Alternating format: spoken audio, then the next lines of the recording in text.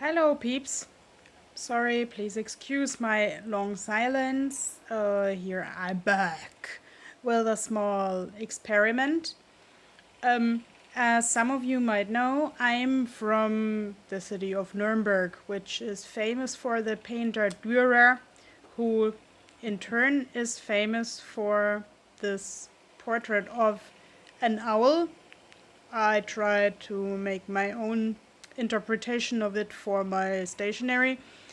If I'm trying to copy an artist, that doesn't mean I'm copying him or her. That means I'm trying to understand the painting, and I just understood now that my version of the owl lacks a tail. Poor owl, then it can't stir properly when it flies. I have to kind of put a tail in to the original before I print it again. So, but this owl actually consists of really simple elements, as I was getting slowly aware when I painted it, like one egg, one ellipsis with a small tip, and like a mask that looks like sunglasses almost. So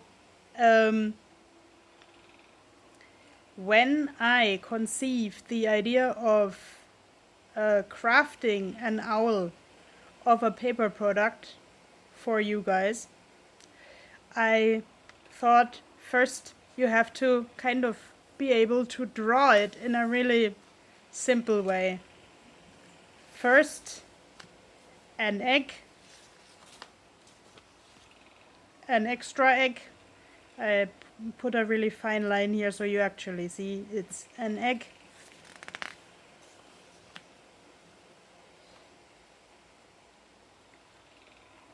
The ellipse with a tip, or the raindrop.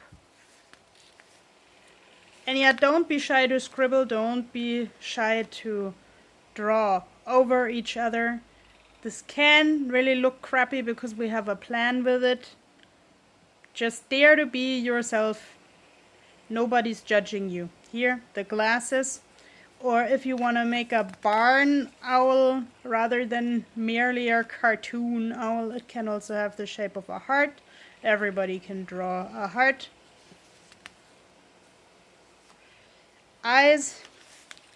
You don't need the light point at the moment, but I decided to put it in because it looks cuter. That's like just one little circle in a big one. The bill is again also just like a raindrop turned the other way around. Yeah, I added the tail. That is basically also just a blunt triangle that you can like, I don't know what you call it, just make a little bit more wiggly lines to think of feathers.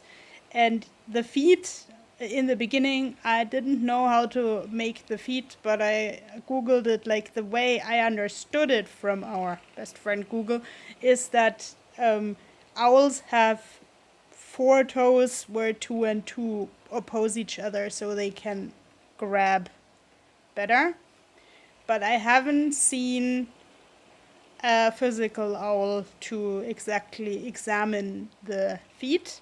So if anyone is more of an expert on owl feet, please let me know. Now I'm giving away the secret. Okay, now all you need is scissors. Of course, for owl crafts, my owl scissors are perfect.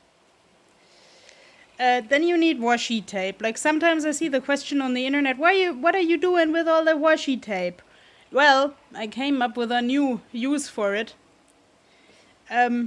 Because it sticks, but it doesn't stick very tightly. So I picked out some with a light green theme, at least some light green elements, and one dark one, because here comes the plan. I prepared some of these here because I only have like one hand for filming and one hand for crafting now, and it's really tricky to craft with one hand.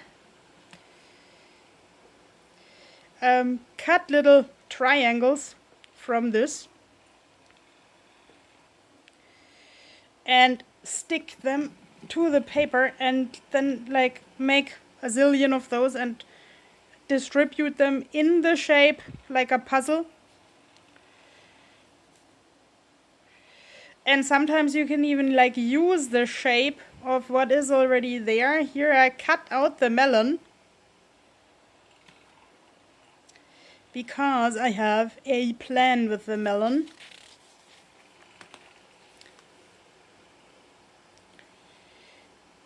Let's say if this comes off my finger, I'm doing like toes